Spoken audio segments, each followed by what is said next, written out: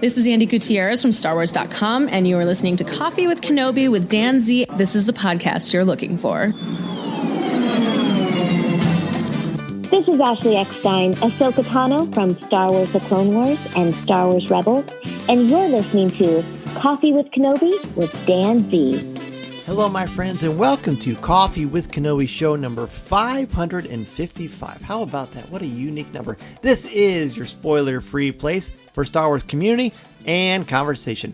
I'm your host, Dan Zehr, thrilled to be talking Star Wars with each and every one of you. You can support Coffee with Kenobi by following the show on Twitter, Facebook, Instagram, Pinterest, and TikTok, and subscribing to the YouTube channel. Help spread the word by tweeting that you're listening, share it on Facebook, or invite your friends and family to tune in and share a cup of coffee with us. CWK is a proud member of the Spreaker Prime program. Thank you to the official travel partner of Coffee with Kenobi, MEI and Mouse Fan Travel. If you are interested in a no-cost, no-obligation quote for your next vacation, check out coffeewithkenobi.com/mousefantravel and let them know Coffee with Kenobi and Dan Zehr sent you. Thank you also to members of the CWK Alliance. Find out how you can join the Alliance for as little as $1 a month and get access to exclusive podcasts, videos, and much more at coffeewithkenobi.com/CWK Alliance. On today's show, Beth Revis, the author of The Princess and The Scoundrel, joins us to talk about her brand new book and what it's like to write about Han Solo and Leia Organa and what they bring out in one another. So pull up a chair, grab your favorite coffee mug, and let's have some coffee with Kenobi.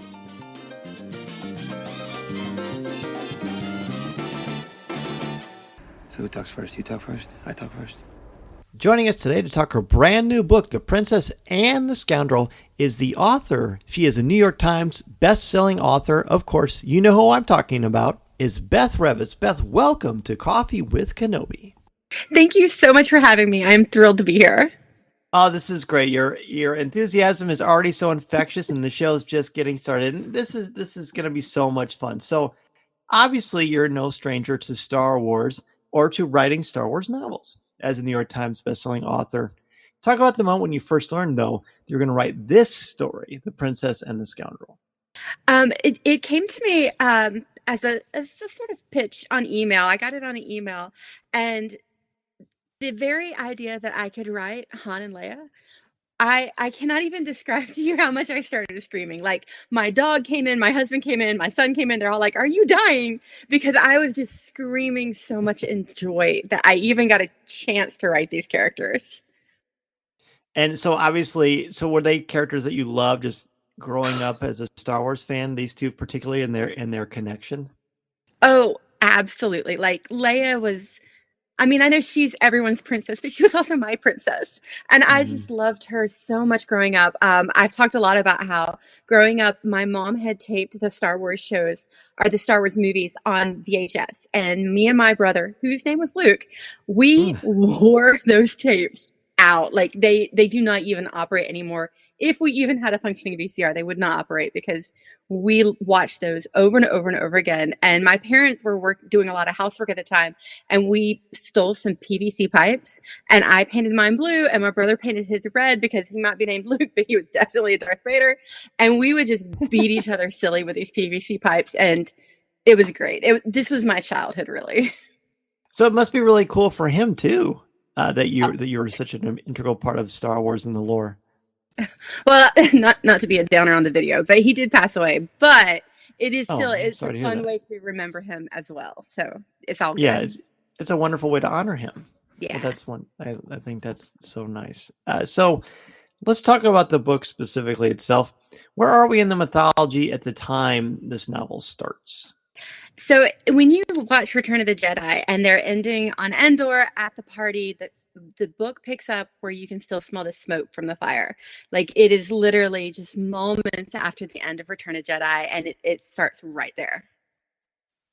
That's a perfect little tease. I mean, and I'm sure you've seen that image, that comic book image that replicates sort of the openings. That must have been really neat for you to see. Yes. Yeah, I relied a lot on Shattered Empire and read that comic over and over again to kind of parallel them with the book too. That's great. That's so cool.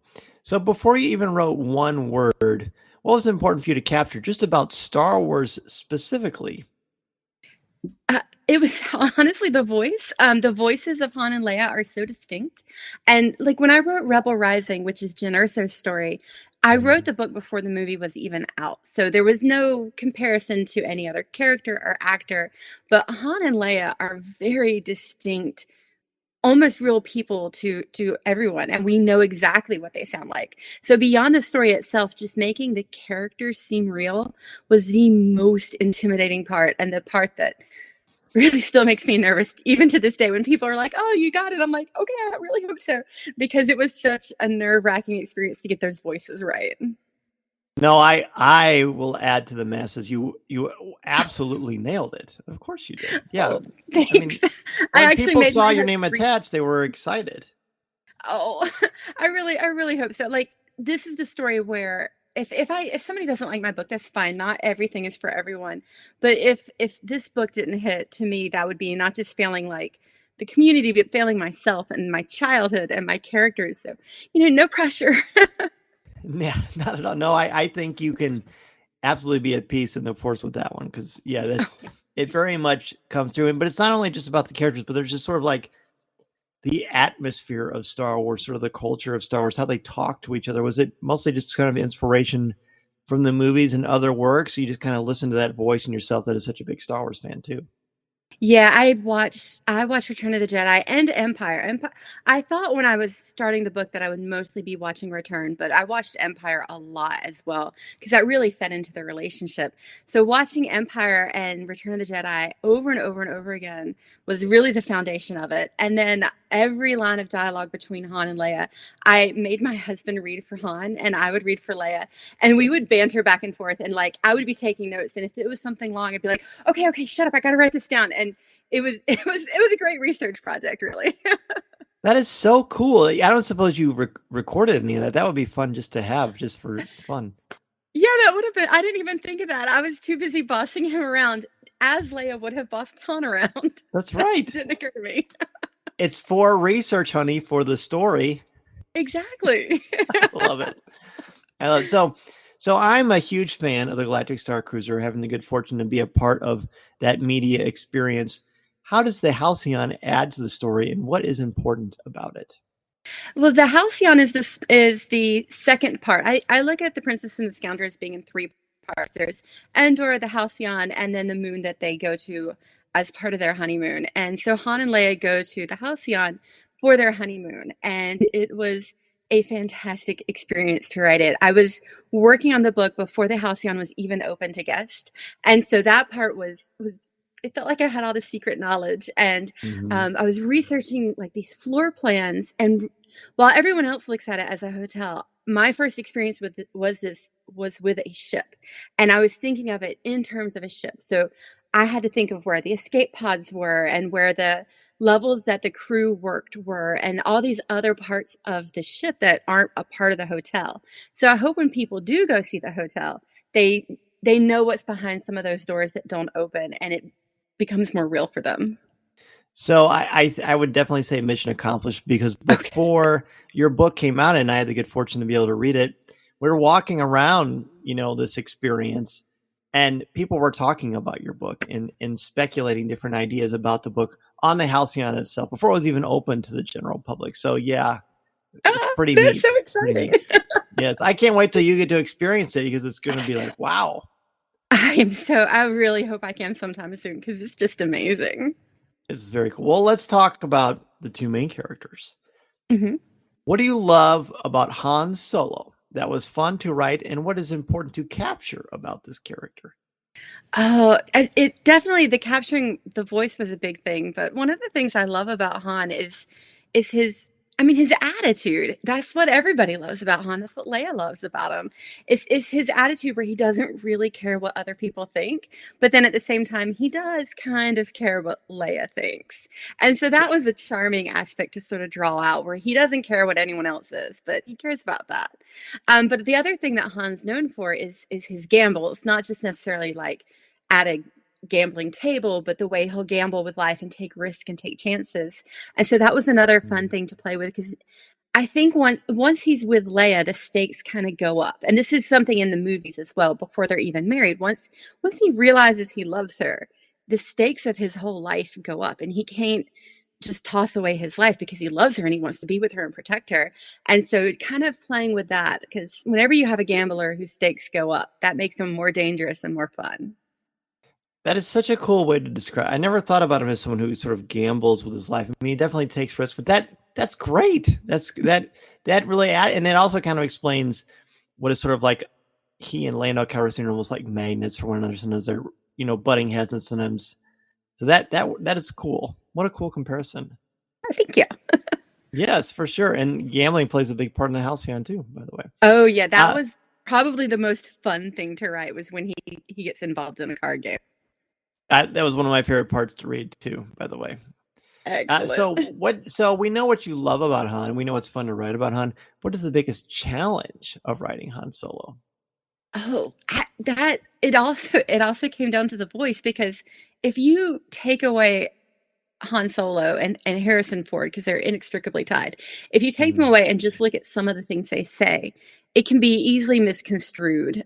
He can come off as too gruff or too mean-spirited or something like that. And that was one reason why I had my husband read the lines, because I had to walk a fine balance to being true to his character, but not making him seem overtly mean or anything like that. Like that was a real challenge, because Harrison Ford can smile at you and you'll forgive him for anything, or at least I would.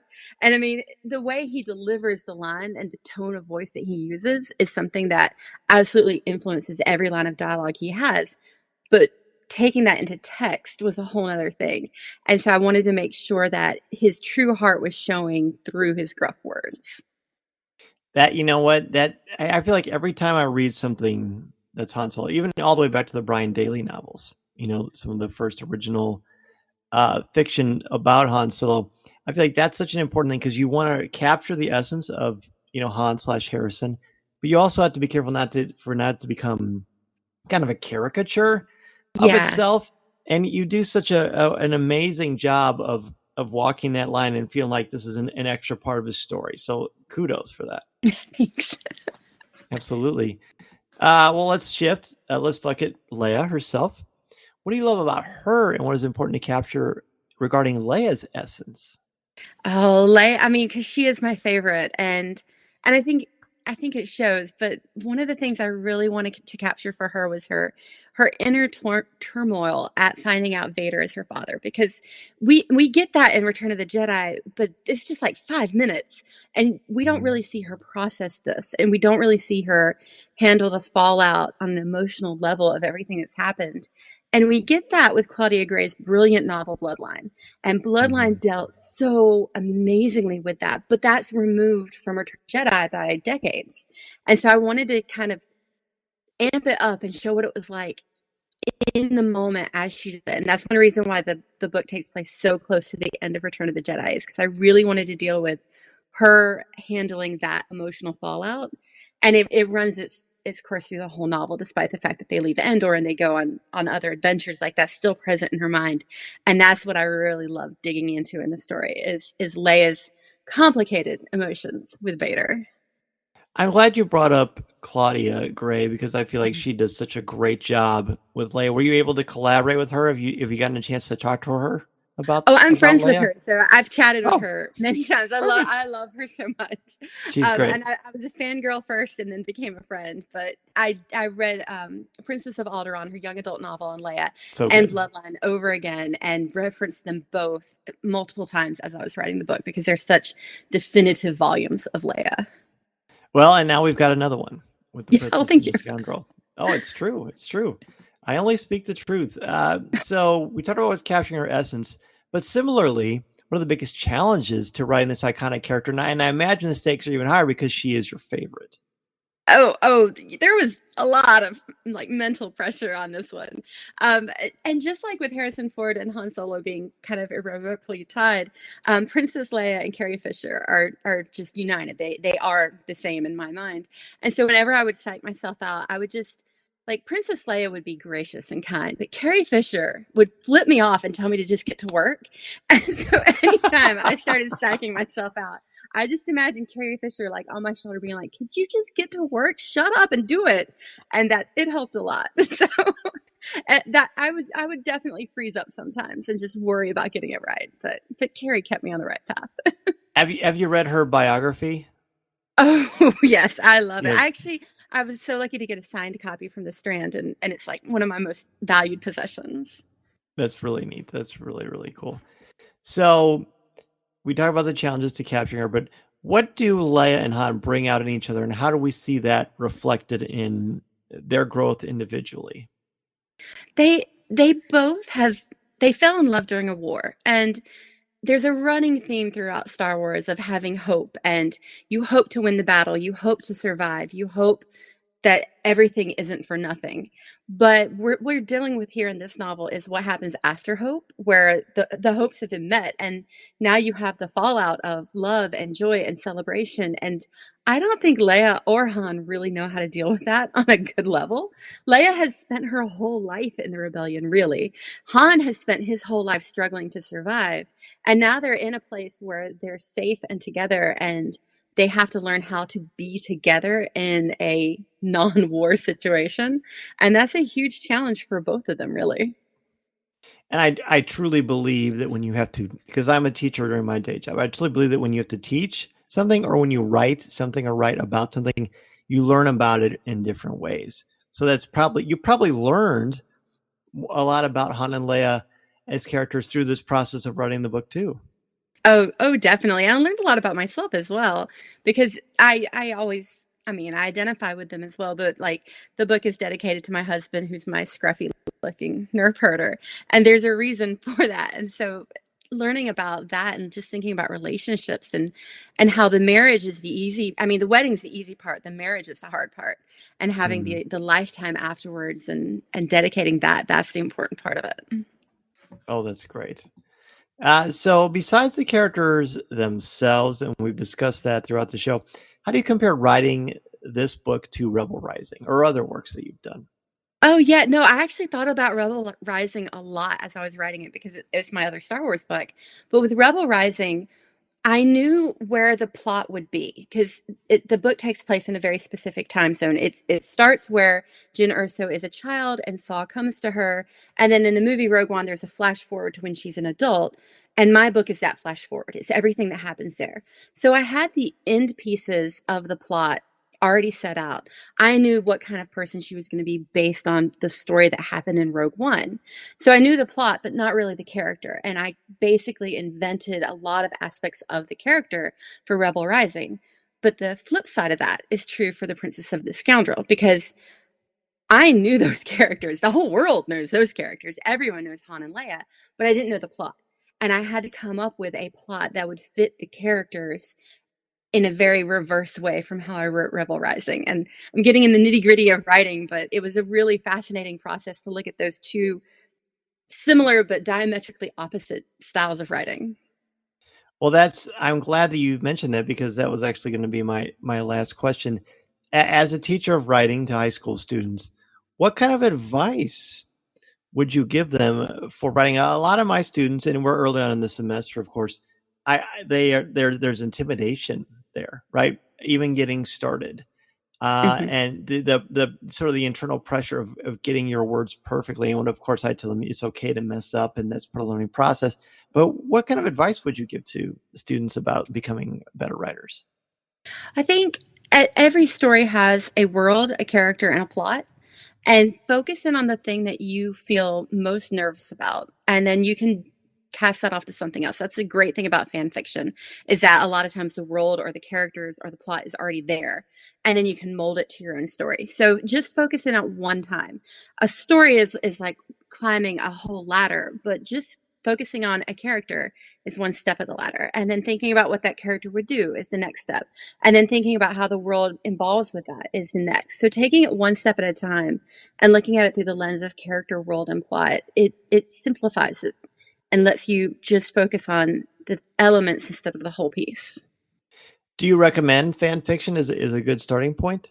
Oh, heck yeah. Fan fiction is a fantastic starting point, especially for people who are really nervous about their own writing and they're not sure how they can develop it. If you have fantastic ideas for plot, but you don't know how to fit it in a world, put it in a world that already exists and then focus on the plot. And then on the other side, if you were worried that you don't know much about a world, then use a plot that already exists, like a fairy tale or any other story, and then invent the world around it. And then that'll build your skills up. Do you have a library of fan fiction that kind of got you to where you are now?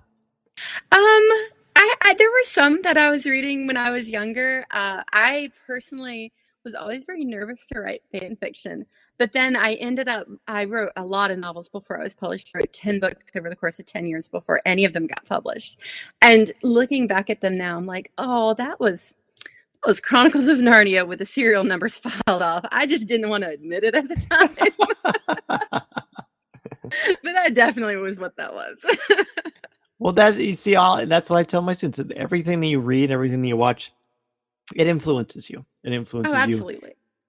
That's great. Well, Beth, thank you so much for spending some time here with us on Coffee with Kenobi. The book I know has come out this week. It's available everywhere. Where is the best place to buy it, would you say? You can get it anywhere books are sold, but I have signed copies at my local indie bookstores. Malaprops in Asheville and Adventure Bound in Morganton are both going to offer signed copies, and Barnes & Noble has an exclusive edition. That's right. I was hoping that's what you would say, and I had a very awkward question to kind of jump into there. Oh, I guess it happens from time to time. Well, and what about you? Do you have an online presence where people can reach out and say hello? Yep, I'm at BethRevis.com and on almost all social media at Beth Revis. Well, Beth, thank you again so much for being a guest on Coffee with Kenobi. Thank you for having me. Listening to Coffee with Kenobi, you are, with Dan Zehr, the podcast you're looking for. This is...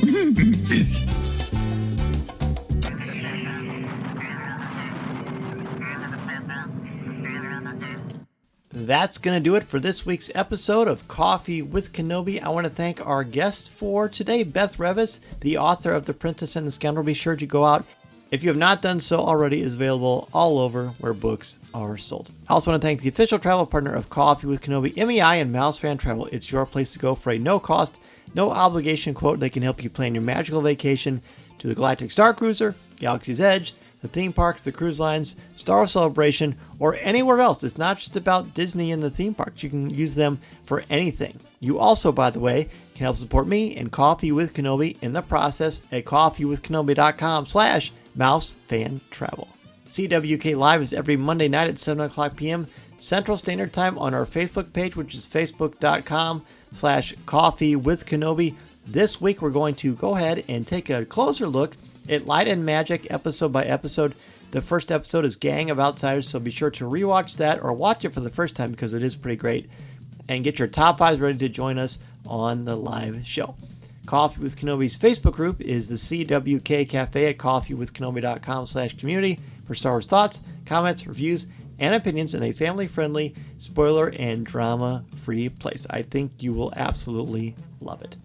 Coffee with Kenobi is possible because of the members of the CWK Alliance. Thanks to you, the podcast, Facebook Live, event coverage, and so much more comes to life. Find out how you can help the show for as little as $1 a month by joining the CWK Alliance, and you will receive access to CWK Pro, an exclusive weekly audio and video podcast not heard anywhere else. Members of the CWK Alliance at the All-Star level receive a video edition of CWK Pro and access to a private Facebook group as well.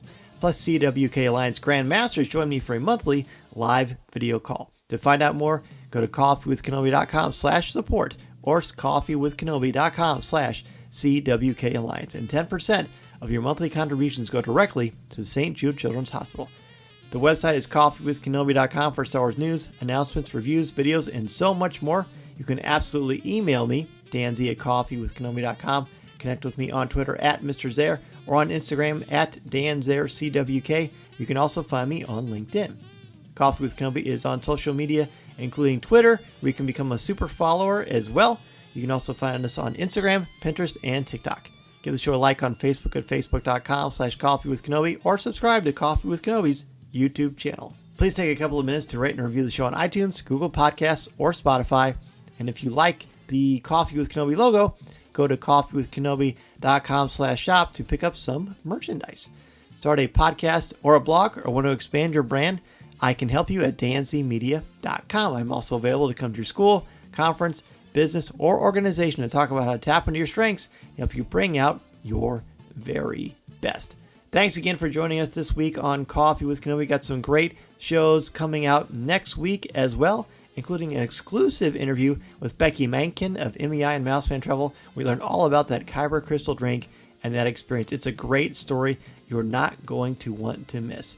Thanks so much, everybody. We will see you next time. And remember, this is the podcast you're looking for. This podcast is not endorsed by the Walt Disney Company or Lucasfilm Limited. It is intended for entertainment and informational purposes only. The official Star Wars website can be found at www.starwars.com. Star Wars, all names, sounds, and any other Star Wars-related items are registered trademarks and/or copyrights of Disney and their respective trademark and copyright holders. All original content of this podcast is the intellectual property of Coffee with Kenobi unless otherwise indicated. This is the podcast you're looking for.